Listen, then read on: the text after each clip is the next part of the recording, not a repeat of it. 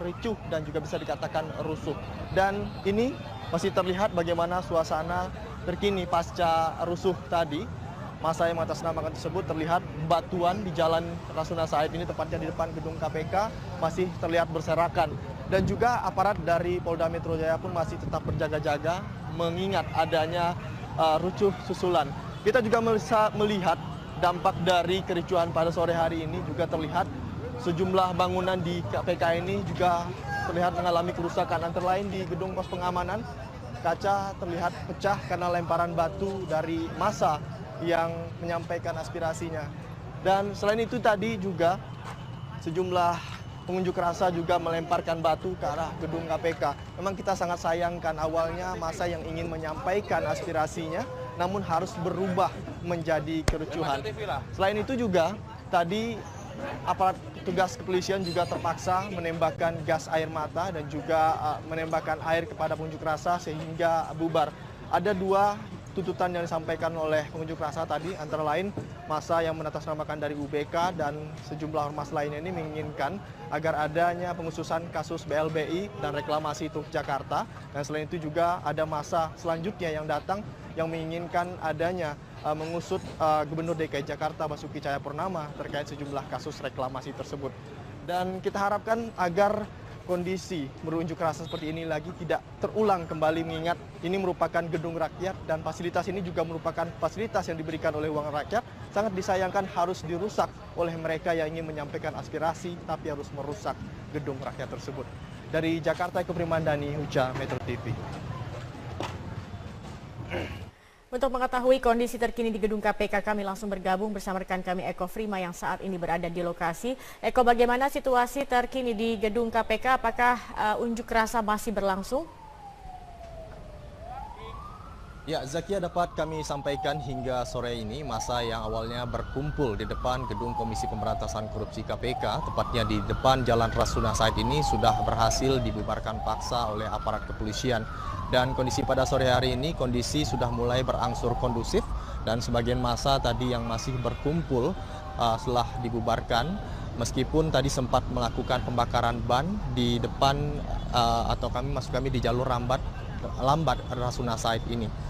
Dan Zakia, massa tadi juga dipukul mundur oleh aparat kepolisian, sebagian ada yang bergeser ke arah Menteng dan sebagian juga bergeser ke arah selatan, tepatnya ke arah Mampang. Dan informasi yang dapat kami sampaikan hingga sore hari ini, aparat dari Kepolisian Polda Metro Jaya terus berjaga-jaga di depan gedung Komisi Pemberantasan Korupsi KPK ini untuk menghindari adanya aksi susulan yang dikhawatirkan bisa terjadi. Memang aksi ini sangat disayangkan, Zakia, mengingat awalnya aksi berangsur kondusif, namun tiba-tiba saja massa yang awalnya ingin menyampaikan pendapatnya namun berubah menjadi aksi yang anarkis. Zakia. Iya, Eko, bisa Anda gambarkan kembali secara spesifik bagaimana kericuhan yang terjadi tadi itu? Ya, awalnya pada pukul 2 waktu Indonesia Barat atau pukul 14.00 waktu Indonesia Barat, massa ada yang berasal dari massa yang mengatasnamakan dari UBK, yang juga terdapat salah satu tokoh masyarakat yakni datang ke gedung KPK untuk menyampaikan aspirasinya. Tuntutannya sangat jelas, yakni ingin agar aset-aset negara khususnya dalam sejumlah kasus korupsi segera dibalikan seperti kasus BLBI dan lainnya. Namun tiba-tiba pada pukul 3:30 sore atau pukul 3 tadi datang lagi sejumlah massa yang mengatasnamakan massa aksi luar Batang. Awalnya massa ini ikut juga menyampaikan aspirasinya di depan gedung Komisi Pemberantasan Korupsi KPK ini. Namun tiba-tiba saja ada sejumlah oknum yang mencoba menjadi provokasi dengan melempar telur ke gedung Komisi Pemberantasan Korupsi KPK. Kami awak media yang awalnya ikut meliput dan juga menyaksikan aksi unjuk rasa ini terpaksa bergeser ke dalam, mengingat aksi unjuk rasa ini yang awalnya hanya dilempari telur, tapi juga berubah dengan lemparan batu dan juga kayu ke arah Komisi Anti Rasuah ini. Dan kami pun juga menyayangkan dengan adanya aksi unjuk rasa ini, sejumlah bangunan dan juga kaca yang ada di gedung Komisi Pemberantasan Korupsi KPK ini terdapat pecah. Salah satunya seperti gedung keamanan, termasuk gedung posko keamanan ini terdapat pecah, dan selain itu juga banyak batu-batuan yang juga masih berserakan di halaman gedung KPK ini. Dan tadi terpaksa petugas dari Polda Metro Jaya menembakkan gas air mata ke arah pengunjuk rasa yang sudah mulai anarkis tersebut. Dan massa pun berhasil dipukul mundur dengan bantuan gas air mata dan juga peluru karet, sekaligus adanya mobil water cannon. Dan sore ini Zakia, memang sekali lagi kami informasikan jika massa sendiri sudah berhasil dipukul mundur dan tidak ada lagi yang berada di Jalan Rasuna Said ini, hanya beberapa bekas-bekas puing-puing yang bekas terjadinya kericuhan pada beberapa waktu yang lalu. Meskipun begitu Zakia, petugas dari Polda Metro Jaya terus berjaga-jaga, khususnya dari Jatanras Polda Metro Jaya juga ikut hadir pada sore hari ini. Zakia. Ya, Eko, terkait dengan pemeriksaan yang dilakukan KPK, apakah Sekretaris MA Nur Hadi sudah datang untuk memenuhi panggilan KPK hari ini? Zakia, diagendakan memang Nur Hadi, Sekretaris Mahkamah Agung, diagendakan untuk hadir pada pemeriksaan hari ini. Namun kenyataannya pada sore hari ini beliau tidak juga hadir ke gedung ke gedung Komisi Pemberantasan Korupsi KPK ini. Hingga sore hari ini memang tidak ada tanda-tanda kehadiran dari beliau, dan selain Nur Hadi juga rencananya akan didatangkan Edi Sindoro, merupakan bos dari Paramount, namun beliau juga tidak hadir dalam pemeriksaan kali ini. Rencananya memang Nur Hadi, Sekretaris MA, akan dimintai keterangan sebagai saksi dalam kasus dugaan suap pengamanan perkara Pengadilan Negeri Jakarta Pusat untuk tersangka Dodi Arianto Supeno. Namun Nur Hadi sendiri tidak hadir pada pemeriksaan kali ini. Diindikasi Nur Hadi mengetahui adanya dugaan suap terkait Pengadilan Negeri Jakarta Pusat ini. Dan selain itu juga Nur Hadi diduga mengetahui ada menghubungi panitra yang saat itu dilakukan oleh Edi maksud kami, dan indikasi inilah yang nantinya akan dimintai oleh Komisi Pemberantasan Korupsi KPK. Namun sayang sekali pada sore hari ini Nur Hadi sendiri kembali mangkir untuk dipanggil oleh Komisi Pemberantasan Korupsi KPK. Dan selain Nur Hadi, KPK juga tengah mencari sopir pribadi dari Nur Hadi yang juga sudah 2 kali mangkir. Hal ini juga dikonfirmasi oleh Ketua KPK pada siang hari ini kepada awak media.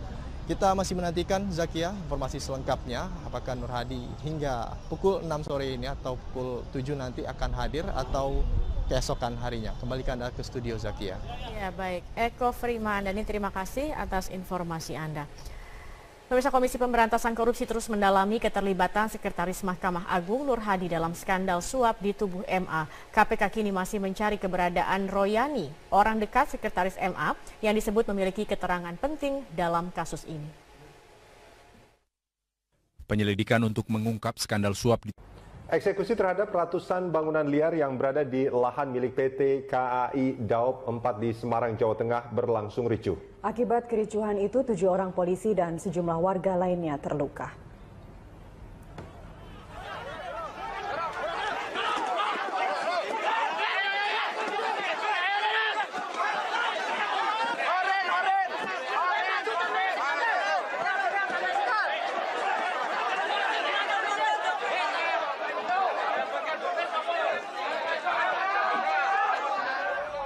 Bentrokan antara polisi dengan warga ini tidak terhindarkan saat warga menolak untuk digusur. Mereka berdalih pengusuran menyalahi aturan karena belum ada keputusan dari pengadilan.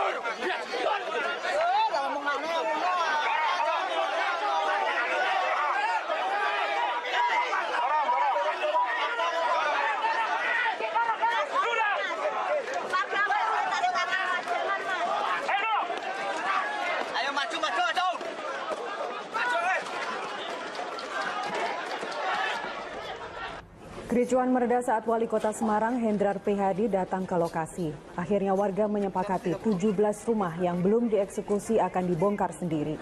Selain itu warga yang terdampak penggusuran akan direlokasi ke rumah susun Kudu. Berdasar data PT KAI, setidaknya ada 130 bidang lahan di Kebonharjo yang dieksekusi. 17 bidang diantaranya sudah bersertifikat hak milik dan 12 bidang merupakan fasum. Saat eksekusi sebanyak 1.750 personil TNI, Polri, Satpol PP dan karyawan PT KAI dikerahkan. Eksekusi dilakukan untuk pembuatan jalur reaktivasi atau shortcut rel PT KAI dari Stasiun Tawang menuju Pelabuhan Tanjung Mas. Saya setelah ini akan ketemu sama Pak Lurah untuk menginventarisir warga yang terkena pembongkaran. Pemerintah kota menyiapkan rusunawa di wilayah Kudu, ya. Yang mau masuk sana segera mendaftar Pak Lurah dan segera bisa ditempati pada minggu depan. Yang kasihan tuh yang SD-nya sedang jalan ujian. Kalau kayak gitu kan terganggu juga. Kok ya udah tegel menolak. Kasihan. Seluruhnya yang mengamankan kegiatan ini penertiban jaringan jalan reaktivasi kereta api dari Stasiun Tawang menuju ke pelabuhan. Ada 138 KK, namun yang kita tertibkan kurang lebih jumlahnya 70 yang tanpa sertifikat. Sedangkan yang bersertifikat masih tetap berdiri tegak seperti yang rekan-rekan lihat. Terima kasih.